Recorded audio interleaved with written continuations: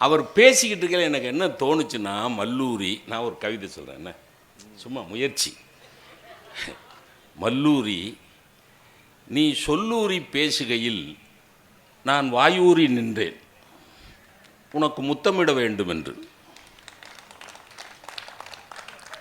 முத்தமிடலாம் என்று உன் முகத்தை பார்த்தால் முகமெல்லாம் முடி வளர்த்திருக்கிறாய். இந்த முடிகளுக்கு மத்தியில் எப்படி முத்தத்தை விதைப்பது? ஆகவே முத்தமிடுகிற நோக்கத்தை கைவிட்டுவிட்டு என் மனதுக்குள்ளே ஒரு சிம்மாசனம் போட்டு உனக்கு ஒரு முடிசூட்டி பார்க்கிறேன். பேச்சுனா என்ன சார், ஒரு நான் உண்மையாக சொல்கிறேங்க, பாரதி மட்டும் இருந்திருந்தானா பாரதியை பற்றி இந்த பேச்சை கேட்டுட்டு கண்டிப்பாக மல்லூரியை பற்றி 10 பாட்டாவது எழுதியிருப்பான். 10 பாட்டாவது எழுதியிருப்பான். இன்றைக்கி தான் நான் முதல்ல கேட்குறேன். வாழ்வும் வளமும்னு ஏன் தலைப்பு போட்டாங்க பாருங்கள். அதுக்கு இப்போ டெஃபனிஷன் சொல்கிறேன். வளமான வாழ்வு என்பது மல்லூரி பேச்சை கேட்பது. அவ்வளோதான், வெரி சிம்பிள். அதுக்கப்புறம் இவர் சார், நானும் ரொம்ப சினிமா பார்த்துருக்கேன் சார். பாக்யராஜ் படம்லாம் நிறைய பார்த்துக்குறோம். உன் காதலி என் காதலி உனக்கு மனைவி ஆகலாம், ஆனால் உன் மனைவி எனக்கு காதலி ஆகக்கூடாதுங்கிற வசனம்லாம் என் காதலியும் பட்டுது.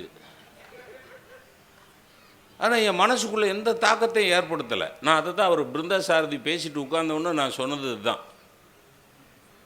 சினிமா கொட்டகையில் சினிமா பார்க்குற போது அது என்டர்டெயின்மெண்ட். சினிமா கொட்டகையில் சினிமா பார்க்குற போது அது என்டர்டெயின்மெண்ட். அதே சினிமாவை பற்றி ஒரு ஞானஸ்தன் மேடைகளில் பேசுகிற போது அது education. So entertainment gets transformed into education by a scholar. ஒரு ஞானஸ்தனால் ஒரு திரைப்படத்தை கூட ஒரு கல்லூரி பாடத்திட்டமாக மாற்ற முடியும் என்பதை பிருந்தா சாரதி அவர்கள் இன்றைக்கு நிரூபித்திருக்கிறார்கள். பிருந்தா என்றாலே துளசி என்ற அர்த்தம். ரொம்ப பேருக்கு பேர் தெரியாது, அர்த்தம் தெரியாது. பிருந்தா பிருந்தாம்பா. அவன் முண்டாட்டி பேர் பிருந்தானா பிருந்தா பிருந்தா, அபிராமி அபிராமின்னு நான் பாருங்க. கனெக்ட் பண்ணிக்கங்க. பிருந்தா பிருந்தா. அதுவும் சில பேர் ரொம்ப செல்லமா பிருந்த். பெருமை. நான் என்ன சொல்கிறேன், பிருந்தான்னு முழு பேர் வச்சா முழுசாக சொல்லுங்கய்யா, முழுசாக சொல்லி தொலைங்களேன். அதுக்கு தானே பிருந்தான்னு பேர் வச்சிருக்கு. பிருந்த். உமா மகேஸ்வரிங்கிற பஞ்சாதியை உமின்னு கூப்பிடுறாயா. உமி. அவன் உமிக்கும் இவனுக்கும் பிறந்தது தவிடு, அவன் நடத்துறது மாட்டுக்கோட்டா. உமா மகேஸ்வரன் சொன்ன பிருந்தா சாரதி. சார், ஒரு திரைப்படத்தில் வரக்கூடிய தமிழ் வசனங்களையும் பாடல்களையும் பற்றி மெனக்கெட்டு ஆராய்ச்சி செய்து ஒரு 40 நிமிடம் அற்புதமான சொற்பொழிவை ஆற்ற முடியும் என்று நிரூபித்திருக்கக்கூடிய பிருந்தா சாரதி அவர்களுக்கு என் வாழ்நாள் வணக்கம். ரொம்ப அழகாக பேச. அவர் இயல்பிலே ஒரு கவிஞர், இவர் கவிஞர். இவங்க 2 பேருக்கு மத்தியில் நான் சிக்கிக்கிட்டேன். இந்த வாழ்வும் வளமும் அப்படிங்கிறது ஒன்றுமே இல்லைங்க. நீங்கள் சொன்ன பாரதி வச்சா நான் ஒரு விஷயம் சொல்கிறேன் பாருங்களேன். வளமான வாழ்வுங்கிறதுனா என்ன? ரொம்ப பேர் பணம், திருவள்ளுவர் வச்சு சொல்லுவோமே, திருக்குறளில் 2 திருக்குறளில் வளம்ங்கிற வார்த்தை நிறைய இடத்துல வந்திருக்கும். நான் 2 இடம் சொல்கிறேன். 2 இடத்துல வளம்ங்கிற வார்த்தை சொல்கிறார். மனைத்தக்க மாண்புடையளாகி தற்கொண்டான் வளத்தக்காள் வாழ்க்கை துணை. இது ஒரு திருக்குறள். அதாவது இந்த இடத்துல வளம்ங்கிறது வருமானம். இந்த திருக்குறளில் அர்த்தத்துக்கு வளம்ங்கிற வார்த்தைக்கு அர்த்தம் வருமானம். வருமானத்துக்குள்ள, அதாவது ஆண்கள் மட்டும் சம்பாதித்து கொண்டிருந்த காலகட்டத்தில் எழுதப்பட்ட திருக்குறள். இப்போ எல்லாரும் சம்பாதிக்கிறாங்க, பெண்களும் சம்பாதிக்கிறாங்க. கணவன் கொண்டு வரக்கூடிய வருமானத்துக்குள்ளேயே செலவை செய்து வாழ்க்கையை நடத்த வல்லவள் தான் மிகச்சிறந்த மனைவி அப்படிங்கிறது அதுக்கு அர்த்தம். நீங்கள் அவர் ஒரு புஸ்தகம் ரிலீஸ் பண்ணணுமா, போயிட்டு வந்துடுவார். நான் முதலே புறப்படணும்னு இருந்தார். நான் தான் அவர்கிட்ட வேண்டுகோள் வச்சேன், கொஞ்சம் இருங்க, உங்களை பற்றி பேசுகிறத அப்புறம் நீங்கள் போன பிறகு பேசுனா நல்லா இருக்கு. மரியாதையா. வளர்த்தக்கால் வாழ்க்கை துணைனா வருமானத்துக்கு தகுந்தாப்புல இங்கே இருக்கிற பெண்கள், இதை நினைவில் ஒரு 10-15 பேர் இருக்கிறீங்கள, அவங்க இதை முதல்ல ஞாபகம் வச்சுங்க. நீங்கள் சம்பாதிக்காத பெண்களாக இருந்தால் உங்களுடைய கணவனார் என்ன வருமானம் கொண்டு வருகிறாரோ அந்த வருமானத்துக்குள்ளேயே செலவை வைத்து கொள்ள வேண்டும். ஒரு பொண்ணு பார்க்க போனான் தம்பி, ஒரு பையன் பொண்ணு பார்க்க போனான். அந்த பையனோட அம்மா, அதாவது மாமியாராக வரப்போகிற அம்மா, அந்த புது பொண்ணுகிட்ட கேட்டிருக்கா, ஏம்மா என் பையனுக்கு மாத சம்பளமே 35,000 ரூபா தாம்மா, சமாளிச்சிருவியான்னு கேட்டிருக்கா. அந்த பொண்ணு சொல்லியிருக்கா, அத்தை 35,000 ரூபாயில் நான் சமாளிச்சிருவேன், அவர் செலவுக்கு என்ன செய்வார்னு கேளுங்கன்ற. நீங்கள் 35,000 இல்லை 3.5 லட்சம் சம்பாதிச்சாலும் அந்த வாழ்க்கை வளமாக இருக்காது. அப்போ ஒரு பாயிண்ட்டுக்கு வாங்க. வாழ்க்கை வளமாக இருக்க வேண்டும் என்றால் அதற்கு அடிப்படை பணம் அல்ல, மனம். இந்த திருக்குறள் மூலமாக நம்ம கற்றுக்க வேண்டிய விஷயம் என்னென்னா, வருகிற வருமானத்துக்குள்ளே வாழ்க்கையை நடத்துபவர்கள் தான் மாட்சிமை தங்கிய ஒரு மனைவி என்கிறது திருக்குறள். என்றால் என்ன அர்த்தம்? ஒருவன் 3,500 ரூபா தான் மாதம் கொண்டு வருவான், ஒருத்தன் 35,000 கொண்டு வருவான், ஒருத்தன் 3 லட்சம் கொண்டு வருவான். 3 பேர் மனைவி மாறும் அதுக்குள்ளே செலவு பண்ணுறதுங்கிறது எப்படி லாஜிக்கலி கரெக்டு? 3.5 லட்சம் சம்பாதிக்கிற வாழ்க்கை வளமாக இருக்கும். நான் புரியுதுங்களா? 3 லட்சம் சம்பாதிக்கிற வாழ்க்கை வளமாக இருக்கும். 3,500 ரூபா தான் சம்பாதிக்கிறான்னா அவன் மனைவியும் அதுக்குள்ளே தான் வாழணும்னு சொன்னால் 3.5 லட்சம் சம்பாதிக்கிறவன் வாழ்க்கை வளமாக இருக்கும். 3,500க்குள்ளே கட்டு சிட்டாக வாழ்கிறா பாருங்க, அவள் வாழ்க்கை மனமாக இருக்கும். அது வளமாக இருக்கும், இது மனமாக இருக்கும். ஆக முதல் பாயிண்ட்டு, வளம் என்பது பணம் சம்பந்தப்பட்டது அல்ல, மனம் சம்பந்தப்பட்டது. உங்களுடைய வாழ்க்கை, நம்முடைய வாழ்க்கை வளமாக இருக்க வேண்டும் என்றால் பணம் சம்பாதிக்க வேண்டும் என்று பேயாய் அலையாதீர்கள், மனதை பக்குவப்படுத்தி கொள்ளுங்கள். இதுதான் முதல் பாயிண்ட். ரெண்டாவது வளம் வர்ற திருக்குறள் என்ன தெரியுமா? நாடென்ப நாடா வளர்த்தன. வளம், நாடு என்பது எது நல்ல நாடு? அப்துல் கலாமுடைய கனவை பற்றி பேசிய பொன்ராஜ் அவர்கள் ஒரு பட்டியல் போட்டார். 10 கட்டளைகள் அவர் போட்டார். 10 கமாண்ட்மெண்ட்ஸ், கலாம் அவர்களோட கமாண்ட்மெண்ட்ஸ் 10 போட்டார். அப்படி அதில் அவர் சொன்னது எனக்கு பயந்தே போயிட்டேன்.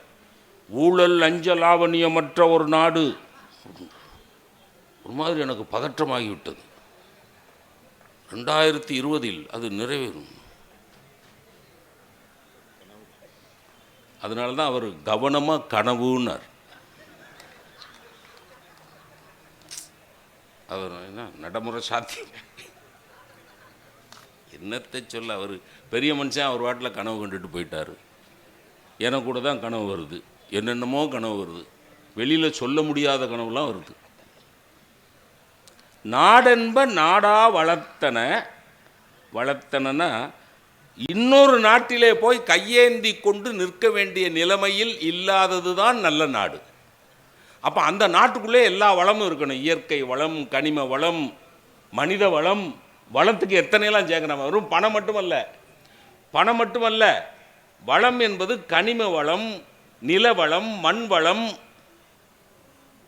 மனித வளம், ஹியூமன் ரிசோர்ஸ், எல்லாவற்றுக்கும் அடிப்படையான மனவளம். எல்லாவற்றுக்கும் அடிப்படையான மனவளம். இந்த எல்லா வளமும் உள்ளது தான் நாடு. நாடென்ப நாடா வளர்த்தன்ன, நாடென்ப நாடல்ல நாட வளந்தரு நாடு அப்படின்னு. ஒரு நாடோ தனி மனிதனோ, நண்பர்களே நான் இப்படி சொல்லுகிறேன், ஒரு நாடோ தனி மனிதனோ மனதை பக்குவப்படுத்தி கொள்ளக்கூடிய தனி மனிதனும் வளமாக வாழ்வான். மனதை பக்குவப்படுத்தக்கூடிய நாடும் வளமாக வாழும். இப்போ வழக்கமாக என்ன கேட்குறோம்? ஒருத்தனை குசலம் விசாரிக்கணும்னா நல்லா இருக்கிறியான்னு கேட்குறோம். இப்போ தம்பியை நான் குசலம் விசாரிக்கணும், முத்துசாமியை இல்லை வேடியப்பனை விசாரிக்கணும். என்ன தம்பி நல்லா இருக்கீங்களா? முத்துசாமி நல்லா இருக்கீங்களா? முத்துசாமி வேடியப்பன் நல்லா இருக்கீங்களா? வேடியப்பன் அப்படின்னா அவங்க என்ன சொல்லுவாங்க? நல்லா இருக்கேன். நல்லா இருக்கேங்கிறத எந்த 2 அடிப்படையில் சொல்லுவாங்கன்னு நினைக்கிறீங்க? 2 அடிப்படையில் தான் சொல்லுவாங்க. யார்கிட்ட என்கிட்ட கேட்டாலும் அப்படி தான். இந்த இத்தனை கேமரா வச்சுட்டு உட்காந்துருக்காங்களா, அவங்கள்ட்ட யார்கிட்ட கேட்டாலும் என்ன தம்பிங்களா நல்லா இருக்கீங்களா அப்படின்னா 2 அடிப்படையில் தான் சொல்லுவாங்க. ஒன்றும் பொருளாதாரம் இல்லைங்களா, கஷ்டம் இல்லை சார், பண கஷ்டம் கிடையாது சார், எங்கள் அப்பா 5 தலைமுறைக்கு சொத்து சேர்த்துருக்கான் சார், எனக்கு ஒன்றும் கஷ்டம் இல்லை சார், நல்லா இருக்கேன் சார். பண கஷ்டம் இல்லைன்னா பதில் என்ன? நல்லா இருக்கேன் சார். அதுக்கு அடுத்தது ஆரோக்கியம், உடம்பு நல்லா இருக்குது சார், நோய் நொடி இல்லை சார், பிபி ப்ரெஷரு சுகரு. எனக்கிட்ட ஒருத்தன் கேட்டான் கோயம்புத்தூரில், பிபி சுகர் இருக்கான்னு கேட்டான். இல்லை தம்பின்னு. எத்தனை வயசாச்சுன்னா 70 வயசாச்சுன்னு. 70 வயசாச்சு பிபி சுகர் இல்லையா? கண்டிப்பாக இருக்கும் சாருங்கிறோம். இல்லைடா அப்படின்னா இருக்குது சார், நல்ல டாக்டராக பார்த்து டெஸ்ட் பண்ணுங்கிறான். அவனுக்கு எனக்கு பிபி சுகர் வந்தால் தான் அவன் சந்தோஷமாக இருப்பான் போல் இருக்கு. அப்போ நோய் இல்லைன்னா என்ன பதில்? நல்லா. இப்போ நல்லா கவனிங்க, நல்லா இருக்கியான்னு கேட்டால் பணம் செழிப்பாக இருந்தால் வளமாக இருந்தால் நல்லா இருக்கேன், ஆரோக்கியம் வளமாக இருந்தால் நல்லா இருக்கேன். ரைட். இப்போ ஒருத்தன்ட்ட பணம் நிறைய இருக்குது, அவன் நல்லா இருக்கான். ஒருத்தன்ட்ட ஆரோக்கியம் நோய் நொடியே இல்லை, அவன் நல்லா இருக்கான். 2 பேரும் நல்லா இருக்கிறான். இப்போ கேள்வி என்ன தெரியுமா? வாழ்வும் வளமுங்கிற தலைப்பில் சிந்திக்க வேண்டிய விஷயம் என்ன தெரியுமா? நல்லா இருக்கிறது மட்டும் வளமான வாழ்வு அல்ல. இப்போ நான் இங்கே பப்பாசி ஏற்பாடு பண்ணியிருக்கிற இந்த கருத்தரங்கத்தில் கூடியிருக்கிற மக்களுக்கு நான் ஒரு செய்தி சொல்லித்தர்றேன்.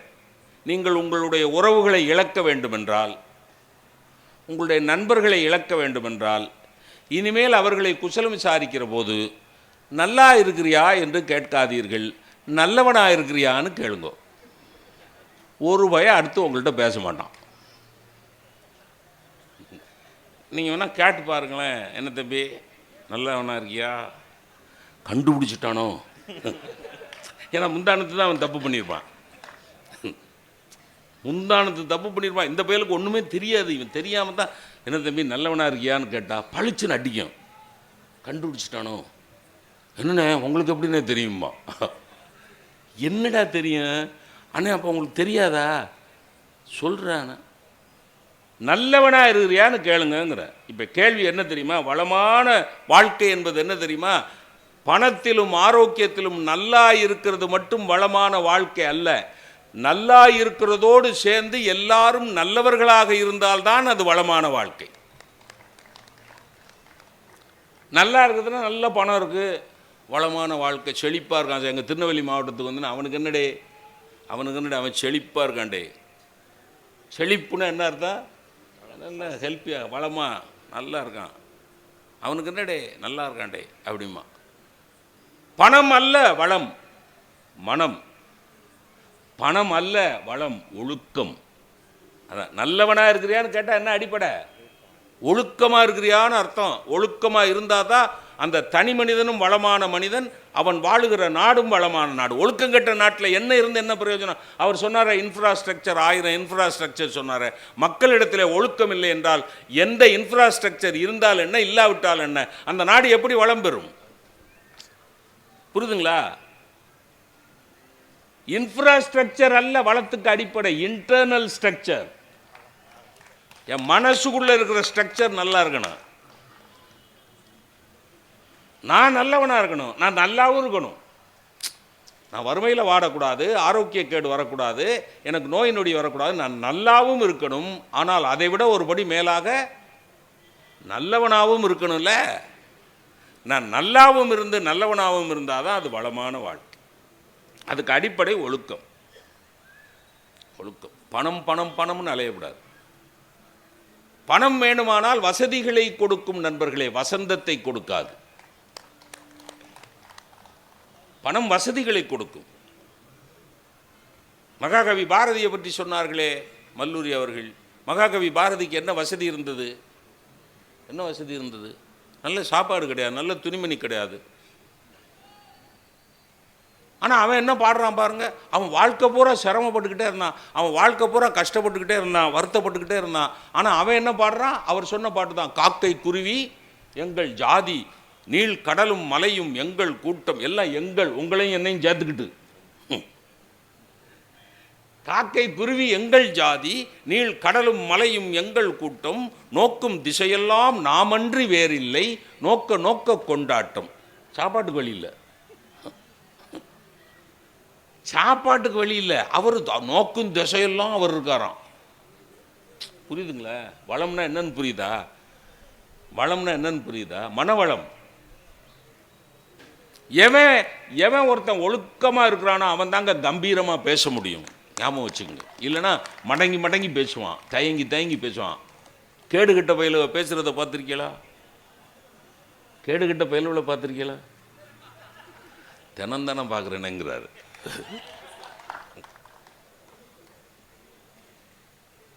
ஒழுக்கம் கெட்டவன் தலை நிமிந்து பேச மாட்டாயா? நீங்கள் வேணா பாருங்க, எவன் ஒழுக்கத்தோடு வாழ்றானோ அவன் தான் கண்ணுக்கு கண்ணு பார்த்து பேசுவான்.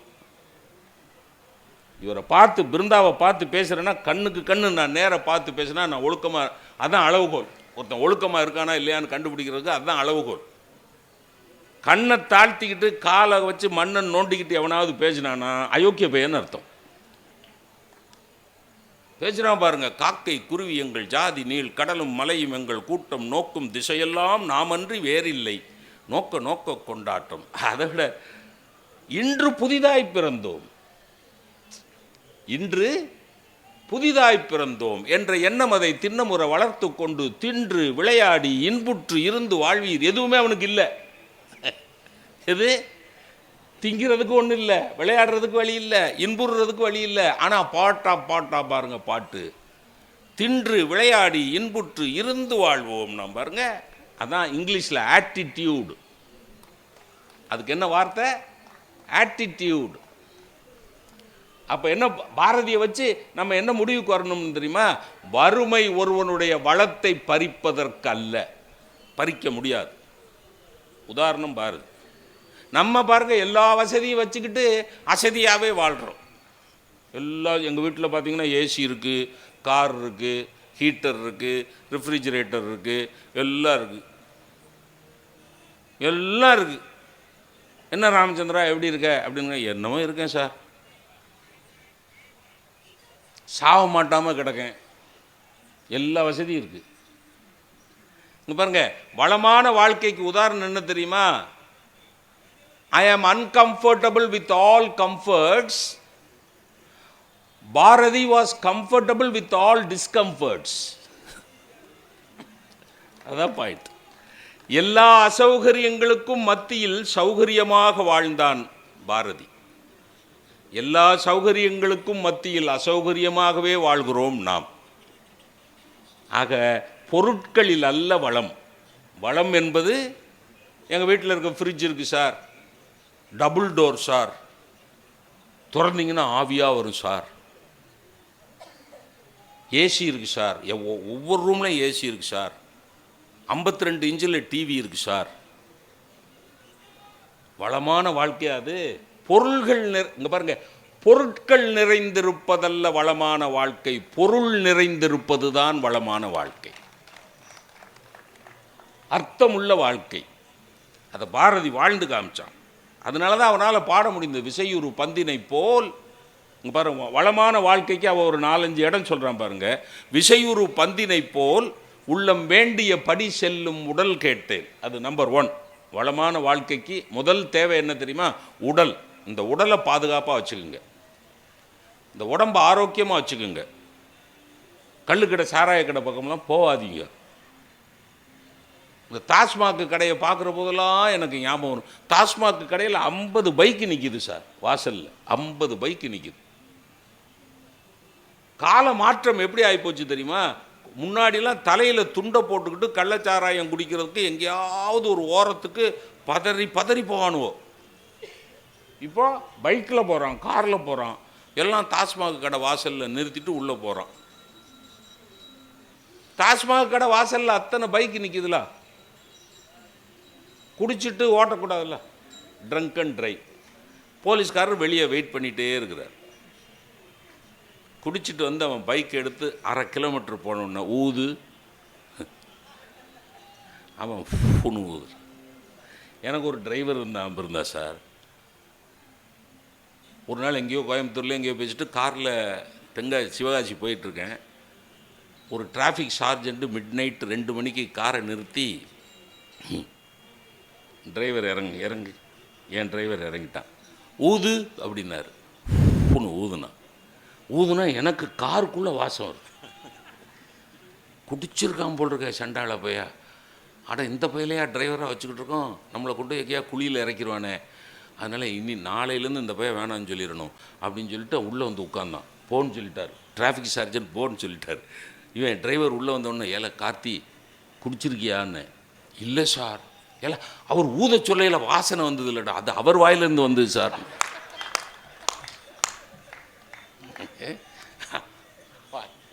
அவர் குடிச்சிட்டு தான் டிராஃபிக் ரெகுலேட் பண்ணுறார்.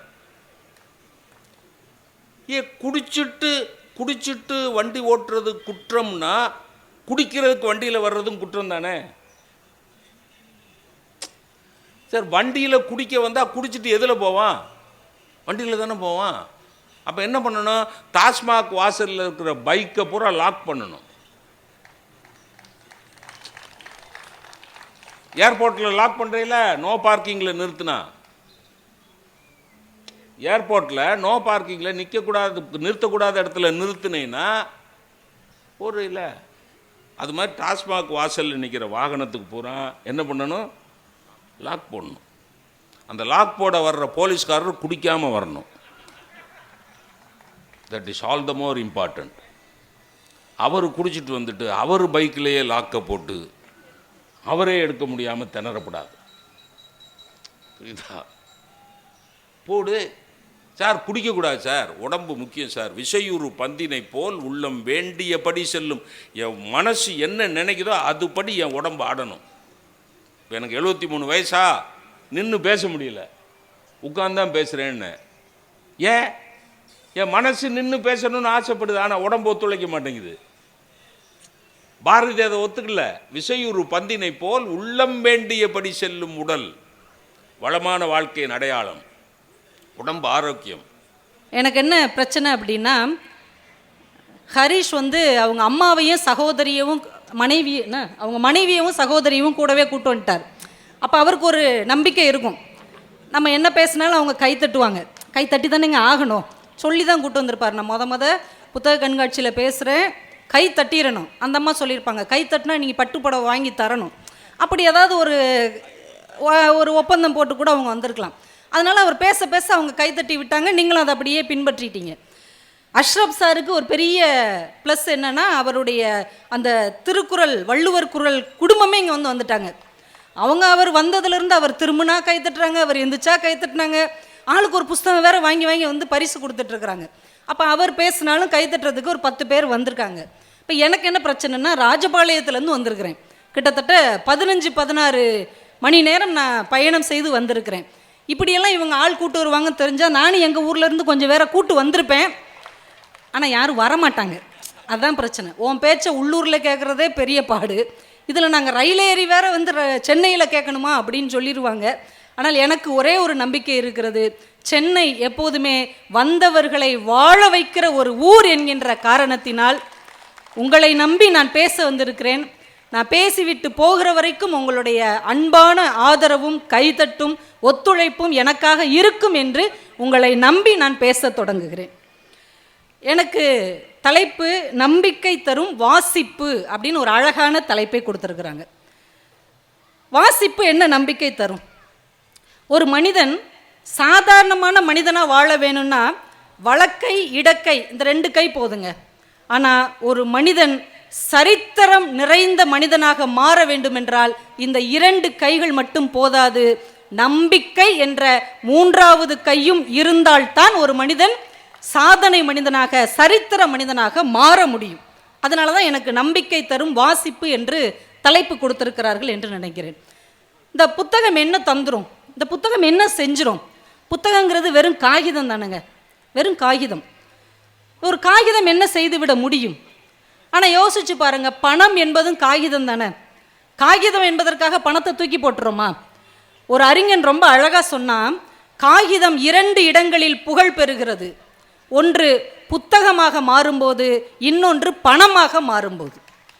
ஆனால் பணமாக மாறுகிற காகிதம் கூட சில காலங்களில் செல்லாமல் போகக்கூடும். ஆனால் புத்தகமாக மாறுகிற காகிதம் மட்டும்தான் காலத்தை வென்று நிலைத்து நிற்கும் என்றால் புத்தகம் பணத்தை விட விலை மதிப்பு வாய்ந்தது, காலத்தை வென்று நிற்கக்கூடியது. அதனால தான் புஸ்தகத்தை எப்படி வாசிக்கணும் அப்படின்னு கேட்கும்போது குரானில் ஒரு அழகான வார்த்தை உண்டு, படைத்த இறைவனது நாமத்தை கொண்டு வாசிப்பீராக அப்படின்னு ஒரு வார்த்தை உண்டு. புத்தகத்தை வாசிக்கும் போது இறைவனுடைய, இங்கே என்ன பிரச்சனை, இறைவனுடைய நாமத்தை மனசில் வச்சுக்கிட்டு வாசிக்கணுமா. ஏன்னா புத்தகம் எழுத்து அவ்வளவு உயர்ந்தது. அதனால தான் பாரதி சொன்னான், எழுத்தும் தெய்வம் எழுதுகோளும் தெய்வம் என்று சொன்னான். ஒவ்வொரு எழுத்துக்குள்ளும் இறைவன் இருக்கிறான். எஸ்ரா அவர்கள் ஒரு இந்து பத்திரிகை நினைக்கிறேன், அதில் ஒரு செய்தியை பகிர்ந்து கொண்டார். நடந்த ஒரு சம்பவம். அவருக்கு தெரிஞ்ச அமீன் அப்படின்னு ஒரு நண்பர் கொஞ்ச காலம் ஒரு புத்தக கடையை நடத்திக்கிட்டு இருந்திருக்கிறார். அந்த புத்தக கடைக்கு அபு இப்ராஹிம் அப்படின்னு ஒரு மனிதர் வாரம் வாரம் வியாழக்கிழமை வருவாராம். வந்தவர் 30 புஸ்தகம் 40 புஸ்தகம் ஒவ்வொரு வாரமும் வாங்கிட்டு போவாராம். ஒரு நாள் இவர் அவர்கிட்ட கேட்டார், என்ன சார் வாரம் வாரம் 30 புக்கு 40 புக்கு வாங்கிட்டு போகிறீங்களே, நீங்கள் ஏதாவது தனியாக ஒரு கடை நடத்துகிறீங்களா அப்படின்னு இருக்கார். அப்படிலாம் இல்லைங்க, எங்கள் வீட்டுக்கு என்னைய பார்க்குறதுக்கு யார் வந்தாலும் அவங்களுக்கு ஒரு புத்தகம் பரிசாக தருவேன், நான் இதை 25 வருஷமாக செய்து கொண்டு இருக்கிறேன்னாராம். அவருக்கு ரொம்ப ஆச்சரியம். சில நேரங்களில் அவர் தன் மகனையும் கூட்டிட்டு அந்த கடைக்கு வருவார். ஒரு நாள் பார்த்தீங்கன்னா அவர் வரல, அவர் மகன் மட்டும் வர்றாரு. 100 புத்தகம் கொடுங்க அப்படின்னு இருக்கார். என்னப்பா அப்பா வரலையா, என்னைக்கும் இல்லாமல் 100 புஸ்தகம் கேட்குறீங்களே ஏன்?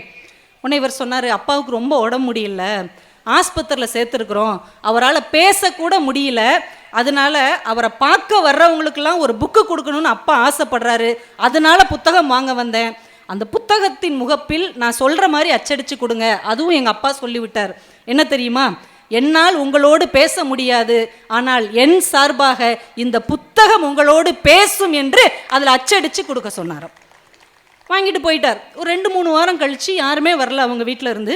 திரும்ப அவர் மகன் மட்டும் வர்றாரு. ஒரு 500 புத்தகங்கள் வேணும்னு கேட்குறாரு.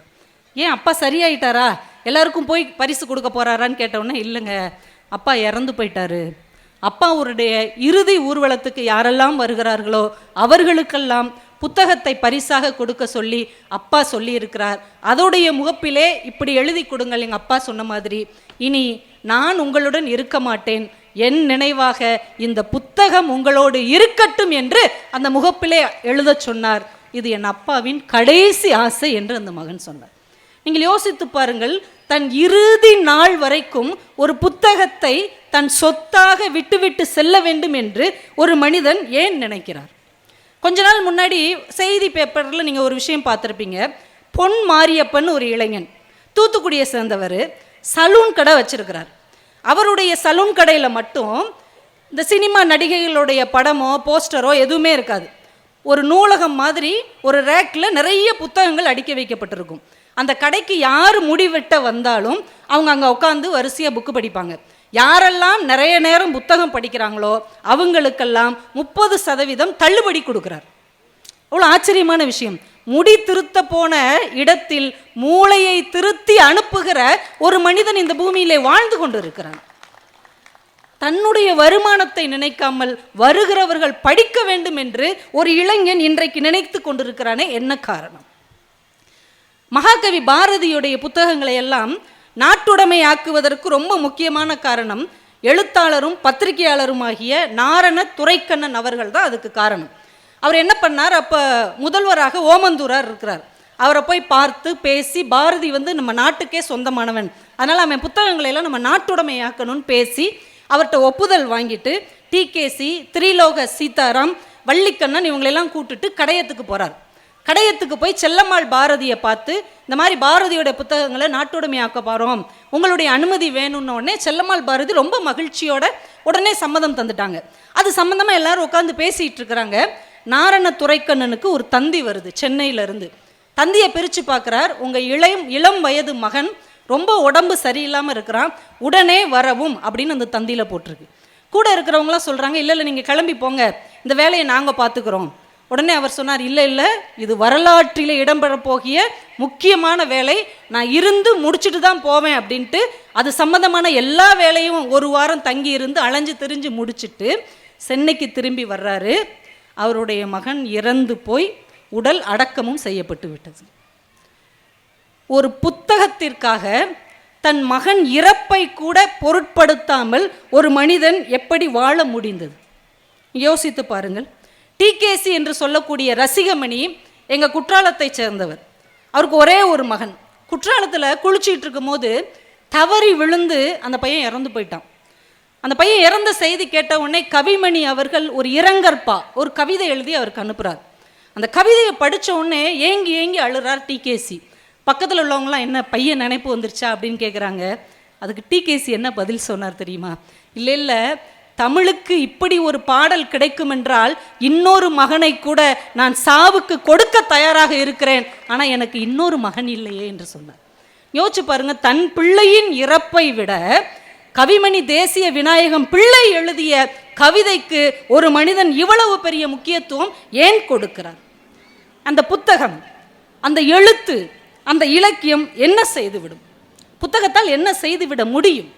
நம்ம எழுத்துலக சிங்கம்னு சொல்கிறோம்ல, ஜே.கே. ஜெயகாந்தன் அவர்கள் இதற்கு ரொம்ப அழகாக ஒரு விடை சொன்னார். ஒரு புத்தகம் எனக்குள்ளே ஒரு பெரிய மாற்றத்தை ஏற்படுத்தியது அப்படின்னு அவர் எழுதுகிறார். என்ன புஸ்தகம் அப்படின்னா, விக்டர் ஹியூகோ எழுதின லா மிசரப் அப்படிங்கிற ஒரு நூல் அவர் படிக்கிறார். அவர் சின்ன வயசில் இருக்கும்போது படிக்கிறார். அதில் வர்ற கதை என்னன்னா, ஒரு சிறை கைதி திருடிட்டு ஜெயிலுக்கு போயிட்டு விடுதலையாகி வர்றான். அப்போ எல்லாம் ஜெயிலுக்கு போயிட்டு விடுதலையாகி வந்தால் யாருமே மதிக்க மாட்டாங்க. இப்போ எல்லாம் ஜெயிலுக்கு போயிட்டு வந்து அவரை தியாகி ஆக்கிடுறோம், அது வேற விஷயம். அன்னைக்கு அவன் ஜெயிலுக்கு போயிட்டு வந்தோடனே அவன் சொந்தக்காரன் நண்பர்கள் யாருமே கூட சேர்த்துக்கல. போ நீங்கள் வராதன்னு விரட்டி விட்டாங்க. அவனுக்கு எங்கே போகிறதுனே தெரில. அந்த ஊரில் இருக்கிற ஒரு பாதிரியார் அவனுக்கு அடைக்கலம் கொடுக்குறார். வாப்பா நீ என்னோட இரு, உனக்கு நான் சாப்பாடு போடுறேன்னு அவருக்கு சாப்பாடெல்லாம் போட்டு தாங்க கூட தங்க வச்சுக்கிறார். நைட்டு நேரத்தில் இவன் என்ன பண்ணுறான், அவர் வீட்டில் இருக்கிற அந்த பாதிரியார் வீட்டில் இருக்கிற ஒரு வெள்ளி விளக்க தூக்கிட்டு ஓடி போயிடுறான், திருடிட்டு ஓடிடுறான். போன இடத்துல போலீஸில் மாட்டிக்கிட்டான். போலீஸ் அவனை கையோடு இழுத்துட்டு பாதிரியார் வீட்டுக்கு வர்றாங்க. பாதிரியார் வீட்டு கதவை தட்டுறாங்க. அவர் கதவை திறந்த உடனே பார்க்குறாரு, இந்த திருடன் கையில் வெள்ளி விளக்கோடு நிற்கிறான். அவர் பார்த்த உடனே சொன்னார், என்ன நண்பரே இன்னொரு விளக்க வச்சுட்டு போயிட்டீங்க, அதை கொடுக்குறது தான் உங்களை தேடிக்கிட்டு இருந்தேன், என்னங்க அப்படின்னு இன்னொன்னே வேமா எடுத்து கொடுத்தார். போலீஸ்காரங்க, ஓ அப்போ இவர் தான் கொடுத்து விட்டார் போலன்னு அவனை விட்டுட்டு போயிட்டாங்க. அந்த பாதிரியார் ஒரு திருடனை தன்னுடைய நண்பனாக மாற்றிக்கொண்டார். இந்த விஷயம் அவர் மனசில் ஆழமாக பதிஞ்சிருச்சு, ஜே.கே. மனசில். அவர் வளர்ந்து பெரியவராகிறார். அவங்க வீட்டில் நிறைய தென்னை மரம் இருக்குது. தென்னை மரத்தில் உள்ள தேங்காயை பறிக்கிறதுக்கு ஆள் தேடிட்டு இருக்கிறார். ஒருத்தர் சிக்கலை. ஒரு நாள் நைட்டு நல்லா தூங்கிட்டு இருக்கிறாரு. நடுராத்திரி பொத்து பொத்துன்னு சத்தம் கேட்குது. என்னடான்னு ஜன்னலை திறந்து பார்க்குறாரு. யாரோ ஒரு திருடன் தென்னை மரத்தில் ஏறி தேங்காவை பறித்து போட்டுக்கிட்டு இருக்கிறான், தெரியாமல் திருடிட்டு இருக்கிறான். இவருக்கு அந்த கதை மனசில் வந்துருச்சு. டக்குன்னு சொன்னார், ஏன்பா உன்னை பகல்லாம் தேடி தேடி பார்த்தேன், வராமல் இந்த நேரத்துக்கு வந்திருக்க. சரி வந்தது வந்துட்ட, எல்லாத்தையும் பறிச்சுட்டு உனக்கு எவ்வளவு தேவையோ எடுத்துகிட்டு மீதி எங்கேயே போட்டுப்போ அப்படின்ட்டு போய் படுத்துட்டார். காலையில் எந்திரிச்சு பார்க்குறார், ஒரு மரத்தில் இல்லை, எல்லா மரத்திலும் இருந்த தேங்காய்கள் பத்திரமாக பறிக்கப்பட்டு அந்தந்த மரத்தில் கீழேயே குமிக்கப்பட்டு இருந்தது. திரும்ப அவன் வந்து ஜே.கே.வுக்கு நண்பனாக மாறிவிட்டான். ஜே.கே. சொல்லுகிறார், ஒரு புத்தகம் என்ன செய்ய முடியும்? ஒரு திருடனை நண்பனாக மாற்ற முடியும். இதுதாங்க புத்தகம் செய்து தருகிறது, வேற ஒன்றும் கிடையாது. 19ஆம் நூற்றாண்டில் கரேலியா, ஃபின்லாந்து அப்படின்னு 2 நாடுகள். அந்த 2 நாடுகளும் பக்கத்தில் தான் இருக்குது. அவங்க 2 நாடுகளுக்கும் உரிய தாய்மொழி கிட்டத்தட்ட ஒரே மாதிரி தான் இருக்கும். ஆனால் 2 நாட்டுக்கு இடையில அடிக்கடி சண்டை, பகைமை, ஒன்னோட ஒன்று ஒட்டவே ஒட்டாது, அவ்வளோ பிரச்சனையோடு இருக்குது. இந்த நேரத்தில் ஃபின்லாந்து வந்து ரஷ்யாவுக்கு அடிமையாக இருக்குது, ரஷ்யாவின் ஆதிக்கத்தின் கீழ் இருக்கிறது. இப்போ இந்த 2 நாடும் ஒன்று சேர்ந்தா தான் ரஷ்யாவை எதிர்த்து போராட முடியும், ஜெயிக்க முடியும். ஆனால் இந்த 2 நாட்டுக்கு இடையில எப்படி ஒற்றுமையை கொண்டு வர முடியும்? ஒரு மொழியியல் அறிஞர் யோசிச்சு பார்த்தார், இந்த 2 நாட்டுக்கும் பொதுவான விஷயம் என்ன இருக்குது அப்படின்னு தேடி தேடி பார்த்தார். அந்த 2 நாட்டுக்கும் பொதுவாக ஒரு வாய்மொழி காப்பியம் இருந்தது. சும்மா வாய் வழியாக சொல்லக்கூடிய ஒரு காப்பியம் புழக்கத்தில் இருந்தது. அந்த காப்பியத்துக்கு பேர் கலேவலா அப்படிங்கிறது. இந்த மொழியியல் அறிஞர் என்ன பண்ணார், அந்த காப்பியத்தை எழுதினார், எழுத்து வடிவாக்கினார், அதை அச்சுக்கு கொண்டு போனார், அதை புத்தகமாக மாற்றி 2 நாட்டு மக்கள்கிட்டையும் பரவலாக அதை பரப்பினார். 2 நாட்டு மக்களும் அந்த காப்பியத்தின் மூலமாக ஒன்று சேர்ந்தார்கள், ரஷ்யாவுக்கு எதிராக போராடினார்கள், அந்த நாட்டை விடுதலைக்கு கொண்டு வந்தார்கள். என்றால் ஒரு இலக்கியம் என்ன செய்ய முடியும் என்றால் 2 தேசங்களை ஒன்றுபடுத்தி அடிமை ஆதிக்கத்தை உடைத்து எறிய முடியும் என்பது ஒரு இலக்கியம், ஒரு புத்தகம் செய்யக்கூடிய மிகப்பெரிய சாதனை. அதை நம்ம மறந்து விடக்கூடாது. ஏன் நம்ம நாட்டில் கூட எடுத்துக்கோங்களேன், நீங்கள் எங்கே வேணால் கன்னியாகுமரியிலேருந்து காஷ்மீர் வரைக்கும் படித்தவங்க படிக்காதவங்க எல்லாருக்குமே ராமாயண கதை மகாபாரத கதை தெரியும். 2 நாடுகளையும் இணைக்கிற, இந்த இந்திய தேசத்தையே இணைக்கிற 2 இதிகாசங்களாக ராமாயணமும் மகாபாரதமும் இன்றைக்கும் இருந்து கொண்டிருக்கிறது. நம்ம தமிழ்நாட்டு மக்கள்கிட்ட படிக்காதவங்க, சிலப்பதிகார புஸ்தகத்தை தொடாதவங்ககிட்ட கூட கேட்டு பாருங்களேன், கண்ணகினா யாருன்னு தெரியும். கண்ணகி மதுரையை எரிச்ச கதை தெரியும். கண்ணகி யாருன்னா அது எங்கள் தாயில அப்படிம்பாங்க. ஒரு படிக்காத மனிதர், இளங்கோனா யாருன்னு கூட தெரியாத மனிதருக்கு கூட கண்ணகியை தெரிந்திருக்கும் என்றால் ஒரு இலக்கியம் செய்யக்கூடிய சாதனை என்ன தெரியுமா நண்பர்களே? ஒரு இனத்தை ஒரு இலக்கியம் ஒன்று சேர்க்க முடியும் என்பதுதான் ஒரு புத்தகம் செய்யக்கூடிய மிகப்பெரிய சாதனை. அவ்வளோ தூரம் எங்க போகணும்? புத்தகம் என்பது வேற ஒன்றும் கிடையாது, அது ஒரு கண்ணாடி, அது ஒரு கால கண்ணாடி. சாதாரண கண்ணாடிக்கு முன்னாடி நீங்கள் போய் நில்லுங்களேன், அது உங்களை மட்டும்தான் காமிக்கும். ஆனால் புத்தகம் என்கின்ற கண்ணாடி உங்களுடைய 3 தலைமுறைக்கு முந்திய முன்னோர்களை உங்களுக்கு காண்பிக்கும். புத்தகம் உங்களுக்கு பின்னால் வரக்கூடிய அத்துணை தலைமுறைகளையும் உங்களுக்கு காமிக்கும். உங்கள்கிட்ட என்ன குறை இருக்கிறது, உங்களிடம் என்ன நிறை இருக்கிறது என்பதையும் அந்த கண்ணாடி காட்டும். அதனால்தான் இலக்கியம் என்பது காலத்தின் கண்ணாடி என்று சொன்னார்கள். ஒன்றும் இல்லை, என்னுடைய கணவர் ஒரு 2 வருஷம் முன்னாடி வெளிநாட்டுக்கு போயிட்டு வந்தார். போயிட்டு வரும்போது எனக்கு ஏதாவது பரிசு வாங்கிட்டு வரணுமே அப்படின்ட்டு ஒரு சின்ன சிவன் சிலை வாங்கிட்டு வந்தார். சின்னதாக சிவன் சிலை, எனக்கு சிவன் ரொம்ப பிடிக்கும். வாங்கிட்டு வந்தார் ரொம்ப ஆசையாக. ஆனால் அதை பெட்டிக்குள்ளே எல்லாம் போட்டு வச்சு கொண்டு வந்ததுனால வீட்டுக்கு வரும்போது சிவனுடைய கை உடஞ்சி போச்சு. அவருக்கு ரொம்ப வருத்தம், ஐயோ ஆசையாக உனக்கு வாங்கிட்டு வந்தேன், இப்படி உடஞ்சி போச்சே அப்படின்னார். அதனால் ஒன்றும் வருத்தப்படாதீங்கன்ட்டு நான் உடனே செல்லோ டேப் வச்சு அந்த சிவனுடைய கையை அப்படி ஒன்று சேர்த்துட்டேன், ஒட்டி பூஜை அறையில் வச்சாச்சு. ஆனால் வீட்டுக்கு வர்றவங்க போகிறவங்கலாம் சொல்கிறாங்க, உடஞ்ச சிலை வீட்டில் இருக்கக்கூடாது, உடஞ்ச சாமி வீட்டுக்கு வைக்கக்கூடாது, இது வீட்டுக்கு ஆகாது. அப்போ என்னங்க பண்ணுறது? இதை கொண்டு போய் குளத்தில் போட்டுருங்க, இல்லைன்னா ஏதாவது ஒரு கோயிலில் வச்சுருங்க, இல்லைன்னா ஒரு மரத்துக்கு கீழே குழி தோண்டி அதுக்குள்ளே புதைச்சிருங்க அப்படின்னு வர்றவங்களாம் ஆளுக்கு அட்வைஸ். ஆனால் உடஞ்ச சிலை வீட்டில் இருக்கக்கூடாதுன்னு. எனக்கு என்ன வருத்தம்னா, சிலை உடஞ்சிருக்கேன்னு சொல்லி நான் வெளியில் அதை வச்சுட்டா என் வீட்டுக்கார் மனசு உடஞ்சி போயிருமே. அவர் மனசு உடஞ்சிரும்ல. ஆசாசியாக முத வெளிநாட்டிலேருந்து வாங்கிட்டு வந்த பரிசு, அதை வைக்கவும் முடியல, எடுக்கவும் முடியல. உடனே நான் பூஜை அறையில் அதை ஒரு மூலையில் யாருக்கும் தெரியாதபடி வச்சுட்டேன். ஏன்னா யாரும் ஒன்றும் சொல்ல மாட்டாங்களே, இனிமேல் பார்க்க மாட்டாங்கன்னு. ஆனால் எனக்கு அது பார்க்கும் போதெல்லாம் உறுத்திக்கிட்டே இருந்தது, ஐயோ உடஞ்ச சிலை வீட்டில் இருக்குதே, ஏதாவது ஆயிடுமோ அப்படின்னு எனக்கு உறுத்திக்கிட்டே இருந்தது. போன மாதம் தற்செயலாக ராமகிருஷ்ண பரமஹம்சர் வாழ்க்கையில் நடந்த ஒரு செய்தியை ஒரு புத்தகத்தில் படித்தேன். உங்களுக்கே தெரியும், தட்சிணேஸ்வரத்தில் உள்ள காளி தான் ராமகிருஷ்ண பரமஹம்சரை ஆட்கொண்டவள். அவர் அந்த கோவிலில் இருக்கிறார். அந்த பத்திரகாளி கோவிலை கட்டி கொடுத்தவங்க யாருன்னா ராணி ராஸ்மோனி அப்படிங்கிறவங்க. அந்த கோவிலில் ஒரு சின்ன கோபாலகிருஷ்ணன் சிலை ஒன்று உண்டு, தட்சிணேஸ்வரத்தில் இன்னும் இருக்குது. அந்த சிலையை சுத்தப்படுத்தும் போது கை தவறி கீழே விழுந்து அதோட கால் அப்படியே உடஞ்சிருச்சு. உடஞ்ச உடனே என்ன பண்ணுறதுன்னு பார்க்குறாங்க. அங்கே உள்ள பெரிய பெரிய வேத வல்லுநர்கள்லாம் சொல்கிறாங்க, உடஞ்ச சிலை இருக்கக்கூடாது, இருந்தால் அது மங்களம் கிடையாது, கோவிலுக்கு நல்லது கிடையாது அப்படின்னு ஆளுக்கு ஒன்று சொல்கிறாங்க. ராணி என்ன செய்யன்னு யோசிச்சுட்டு இருக்கும்போது ராமகிருஷ்ண பரமஹம்சர் ராணிகிட்ட கேட்குறாங்க, ராணி உங்கள் மகளை கட்டி கொடுத்தீங்கல்ல உங்கள் மாப்பிள்ளை, ஆமாம், அந்த மாப்பிள்ளை குதிரையில் போகும்போது கீழே விழுந்து காலை உடச்சிக்கிட்டாருன்னா அவரை தூக்கி குப்பையில் எரிஞ்சிருவீங்களா, இல்லை அவரை சரி பண்ணி உங்கள் வீட்டிலே வச்சுக்குவீங்களா அப்படின்னு கேட்டாங்க. இன்னும் இப்படி கேட்குறீங்க, நம்ம வீட்டு மாப்பிள்ளையில் அவரை எப்படி கால் உடஞ்சதுக்காக தூக்கி எறிய முடியும்னாங்க. அதே மாதிரி தான் உங்கள் வீட்டு மாப்பிள்ளை கால் உடஞ்சா எப்படி தூக்கி எறிய மாட்டீங்களோ, இது நம்முடைய தெய்வம், அது உடஞ்சி போச்சுங்கிறதுக்காக தூக்கி எறிய வேண்டாம், இதை நானே சரி பண்ணி தர்றேன்னு அவர் சரி பண்ணி கொடுத்த அந்த கோபாலகிருஷ்ணன் சிலை தான் இன்றைக்கும் அந்த ஆலயத்தில் வைத்து பூஜிக்கப்படுகிறது என்று அந்த செய்தியில் பார்த்தேன். மூளையில் வச்ச சிவன் எடுத்து முன்னாடி வச்சிட்டேன். ஒரு புத்தகம் என்ன செய்யும்? நமக்குள் இருக்கிற குழப்பங்களை தீர்த்து வைக்கும், அவ்வளவுதான், வேற ஒன்றும் செய்யாது. இந்த தகவல் உங்களுக்கு பிடிச்சிருந்தா லைக் பண்ணுங்க, உங்க ஃப்ரெண்ட்ஸுக்கு ஷேர் பண்ணுங்க, மறக்காம எங்க சேனலுக்கு சப்ஸ்கிரைப் பண்ணுங்க.